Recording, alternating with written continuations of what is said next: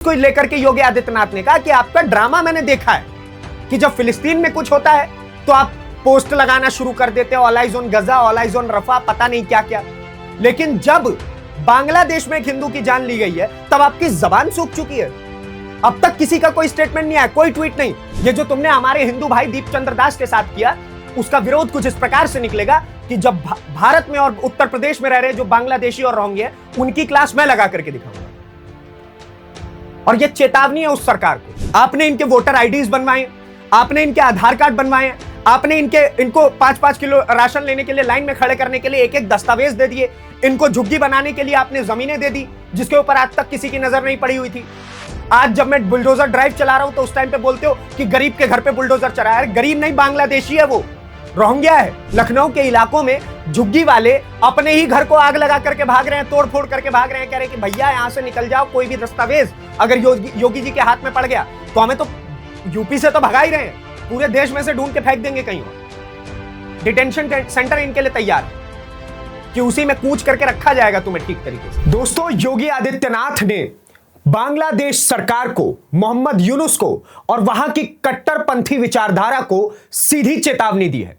योगी आदित्यनाथ ने कुछ ऐसी बातें कह डाली हैं जिससे देश में बैठे हुए गद्दारों से लेकर के और बांग्लादेश और पाकिस्तान में बैठे हुए गद्दारों तक सब खौफ में जी रहे हैं। उन्होंने ऐसी ऐसी बातें, और वो भी सदन में पटल में बैठ करके बोली कि सब ये सारी बातें सुनकर के हैरान हो गए।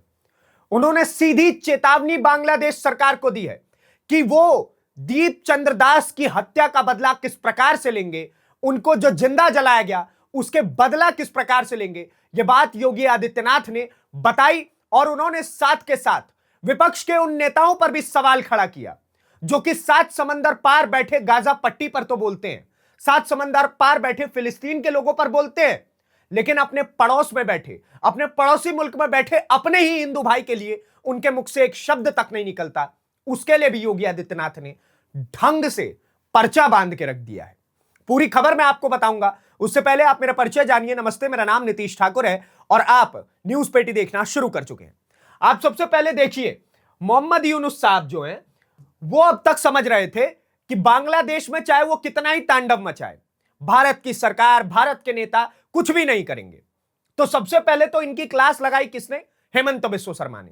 जब उन्होंने बांग्लादेश के लोगों का, जब बांग्लादेश के जो सो कॉल्ड युवा नेता हैं, मेरे नजरिए से, आपके नजरिए से आतंकवादी जो हैं, वो लोग क्या कह रहे थे कि हम नॉर्थ ईस्ट काट के अलग लेकर के चले जाएंगे। हेमंत बिस्वा शर्मा ने कहा कि सुनो, परमाणु बम है हमारे पास, और ये बोलने से पहले कभी सोचो कि नॉर्थ ईस्ट कैसे काट के ले जाओगे। बॉर्डर पे ही मैं और मेरी फोर्सेस इंतजार कर रही हैं तुम्हारा। ठीक, हाशिमारा में राफेल का बेड़ा लगा हुआ है। 5 मिनट में जब तक उठ करके सोचोगे ना कि भारत की तरफ निकलना है, उतने में बांग्लादेश खत्म हो जाएगा नक्शे से। तो सबसे पहले तो हेमंत बिस्वा शर्मा ने क्लास लगा दी। लेकिन अगर हेमंत बिस्वा शर्मा आगे आगे चल रहे हैं तो योगी आदित्यनाथ पीछे कैसे रह जाते? योगी आदित्यनाथ ने जैसे ही इस खबर के बारे में जाना कि दीपचंद्र दास की हत्या किस प्रकार से हुई, क्या निर्मम हत्या थी, और हत्या केवल उनको हिंदू होने की दी गई, सिर्फ और सिर्फ एक दलित हिंदू होने के कारण उनको मार दिया गया, उस चीज को लेकर के योगी आदित्यनाथ ने बोला। आप देखिए उन्होंने क्या कुछ कहा, मैं आपको एज इट इज स्टेटमेंट्स पढ़ के बताता हूं। देखो, बांग्लादेश में एक दलित नौजवान को कैसे जला दिया। आप लोग गजा पट्टी में होने वाले किसी भी उस पर आंसू बहाते हैं, लेकिन आपकी जबान से एक शब्द नहीं निकलता है जब एक दलित नौजवान मारा गया बांग्लादेश में, और उस नौजवान के मरने पर आपकी जबानें सूख चुकी हैं।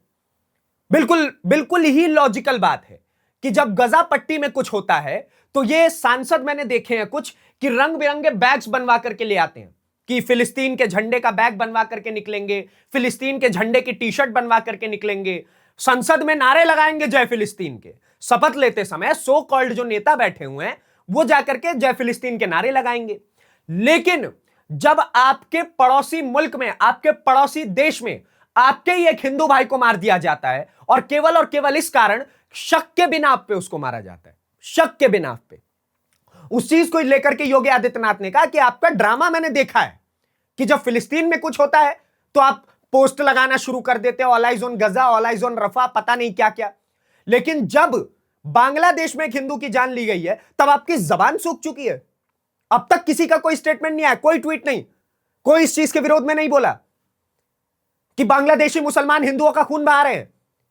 जब वहां पर यहूदी बात है तो आप बिल्कुल पॉइंटर्स बाय पॉइंटर नाम ले लेकर के बोलते हैं कि बेंजामिन नेतन्याहू ने खून बहा दिया।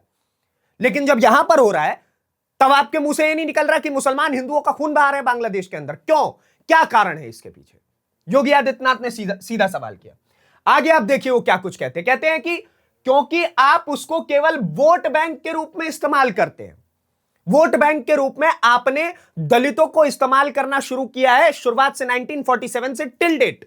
आप दलितों को वोट बैंक समझते हैं। जब उनके ऊपर कोई अत्याचार होता है तो आप लोग कुछ नहीं करते हैं। वैसे तो तेजस्वी यादव बोलेंगे कि हम यादवों की राजनीति करते हैं, लेकिन जब बिहार में एक यादव को मार दिया जाता है, मुसलमान के द्वारा लिंच कर दिया जाता है उसको, तो उस समय पे तेजस्वी यादव नहीं कुछ बोलते हैं। उत्तर प्रदेश में जब किसी दलित के साथ कुछ अन्याय होता है तो समाजवादी पार्टी के मुखिया कुछ नहीं बोलते हैं, अखिलेश यादव। और वैसे दलित दलित दलित दलित चिल्लाते रहेंगे। राहुल गांधी आपके जगह जगह जाकर के पूछते रहते हैं कि अजी आप दलित हैं? यहां पे इस कमरे में कितने बैठे लोग जो है वो दलित हैं? उनके इसी प्रकार के सवाल होते हैं। लेकिन आज बांग्लादेश में आपके ठीक पड़ोसी मुल्क में एक दलित को सिर्फ शक के बिना पर मार दिया गया। उसको जिंदा जला करके मारा गया, पेड़ के ऊपर लटका करके। तब आप लोग कुछ नहीं बोल रहे। आगे आप देखिए, ये सबसे अच्छी बात मुझे पता है क्या लगी है दोस्तों। मेरी नजरों में अब तक ये भारत में इकलौते मुख्यमंत्री हैं अब तक के लिए। ये वीडियो आप जब भी पढ़े उसके बाद आपको चाहे और किसी का स्टेटमेंट सुनने को मिल जाए, but he is the first chief minister जिन्होंने खुल करके इस चीज का विरोध किया। और ना केवल विरोध किया, आगे पढ़ के बताऊंगा कि कैसे बांग्लादेश सरकार को चेतावनी दी है और बोला है कि इलाज तो मैं बांधूंगा तुम्हारा। दैट्स वाई इनकी इंपॉर्टेंस दिखती है उत्तर प्रदेश के अंदर। आप देखिए आगे वो क्या कुछ कहते हैं बांग्लादेश सरकार को इस बात की चेतावनी देता हूं, अब हम बांग्लादेशियों को यहां से निकालेंगे, बाहर का रास्ता दिखाएंगे। ये जो तुमने हमारे हिंदू भाई दीपचंद्र दास के साथ किया, उसका विरोध कुछ इस प्रकार से निकलेगा कि जब भारत में और उत्तर प्रदेश में रह रहे जो बांग्लादेशी और रोहिंग्या हैं, उनकी क्लास मैं लगा करके दिखाऊंगा। और यह चेतावनी है उस सरकार को, क्योंकि खाने को तो रोटी है नहीं बांग्लादेश के पास। और जब मैं यहां से भगाना शुरू करूंगा तो इनको कैसे खिलाओगे? ऐसे हिसाब लूंगा तुमसे। यूनुस साहब भी कांप रहे हैं इस वक्त। और अब तो चुनाव होने की भी बात चल रही है। अब नया प्रधानमंत्री होगा, सोचो पता नहीं कौन नया नया लड़का आएगा राजनीति में। कह रहे हैं खालिदा जिया का बेटा आएगा, उसको पॉलिटिक्स का कुछ है भी पता नहीं है। बताओ, योगी आदित्यनाथ जी से टक्कर हो रही है उसकी। क्या क्लास लगने वाली है इनकी? क्या ही होने वाला है इनके साथ? मैं तो ये सोच रहा हूं। आगे आप देखिए, कह रहे हैं और आप उसके समर्थन में मत आना, क्योंकि उनके बहुत सारे लोगों के वोट आपने बनवाए हैं। यानी कि ये विपक्ष को कह रहे थे, समाजवादी पार्टी, कांग्रेस, हर एक विपक्षी नेता को ये कह रहे थे कि जब मैं इन बांग्लादेशियों को भगाना शुरू करूंगा तो उस समय पे आप समर्थन में मत कूदना। क्योंकि आज जब आपकी जबान नहीं खुल रही है दीपचंद्र दास पे, तो जब इन बांग्लादेशियों को ढंग से खदेड़ करके भगाया जाएगा उस समय पे जबान मत खोलिएगा, क्योंकि इनमें से अधिकतर लोगों को भारत की सो कॉल्ड फेक नागरिकता दिलवाने का काम आपकी सरकार ने किया है। आपने इनके वोटर आईडीज बनवाए, आपने इनके आधार कार्ड बनवाए, आपने इनको 5-5 किलो राशन लेने के लिए लाइन में खड़े करने के लिए एक एक दस्तावेज दे दिए। इनको झुग्गी बनाने के लिए आपने जमीनें दे दी जिसके ऊपर आज तक किसी की नजर नहीं पड़ी हुई थी। आज जब मैं बुलडोजर ड्राइव चला रहा हूं तो उस टाइम पे बोलते हो कि गरीब के घर पे बुलडोजर चला है। गरीब नहीं, बांग्लादेशी है, वो रोहिंग्या है। ये योगी आदित्यनाथ का माइंडसेट इस वक्त क्लियर आउट दिख रहा है। आगे आप देखिए, कहते हैं उनके बहुत सारे लोगों का आधार कार्ड बनवाने का भी पाप किया हुआ है आपने। ये जितने भी बांग्लादेशी, आप किसी भी झुग्गी बस्ती में जाइए तो ये आपको नजर आएंगे, इनके पास आपको एक एक दस्तावेज मिल जाएंगे। आपसे मुझसे ज्यादा डॉक्यूमेंट्स लेकर के बैठे हुए हैं। आप जाइए इनके पास, कहेंगे लीजिए आधार कार्ड है मेरे पास। अब किसने बनवाया, कौन से कार्यकाल में बना, यह आप में जानते हैं। कब वोट बैंक का इस्तेमाल करना शुरू किया गया था बांग्लादेशी और रोहिंग्याओं का, वो आप और मैं बेहतर तरीके से जानते हैं। और यही बात योगी आदित्यनाथ कह रहे हैं। और जब योगी आदित्यनाथ का बुलडोजर ड्राइव धीरे धीरे चलना शुरू हो चुका है, अभी तो लखनऊ में नजर आ रहा है, लखनऊ के इलाकों में झुग्गी वाले अपने ही घर को आग लगा करके भाग रहे हैं, तोड़ फोड़ करके भाग रहे हैं। कह रहे हैं कि भैया यहां से निकल जाओ, कोई भी दस्तावेज अगर योगी जी के हाथ में पड़ गया तो हमें तो यूपी से तो भगा ही रहे हैं, पूरे देश में से ढूंढ के फेंक देंगे कहीं और। डिटेंशन सेंटर इनके लिए तैयार है कि उसी में कूच करके रखा जाएगा तुम्हें ठीक तरीके से। यह योगी जी की पावर है। और इस प्रकार से इस वक्त तस्वीरें आ रही हैं अलग अलग बॉर्डर, जितने भी बॉर्डर स्टेट अगर आप देखेंगे बांग्लादेश के साथ, जो भी बॉर्डर हमारा कनेक्ट होता है, चाहे वो पश्चिम बंगाल का हो, असम का हो, असम के सीएम तो डायरेक्ट उनको बाहर ही कर दे रहे हैं। कह रहे हैं कोई डिटेंशन की प्रक्रिया नहीं, कोई कुछ नहीं, कोई दस्तावेजी कागजी वो कार्रवाई नहीं। जब मुझे दिख रहा है कि इन्हीं तारों के नीचे से आ रहे हैं तो उन्हीं तारों के नीचे से भेज दूंगा एज इट इज। अपना अपना कूड़ा, अपना कचरा अपने पास रखिए, हमें आवश्यकता नहीं है।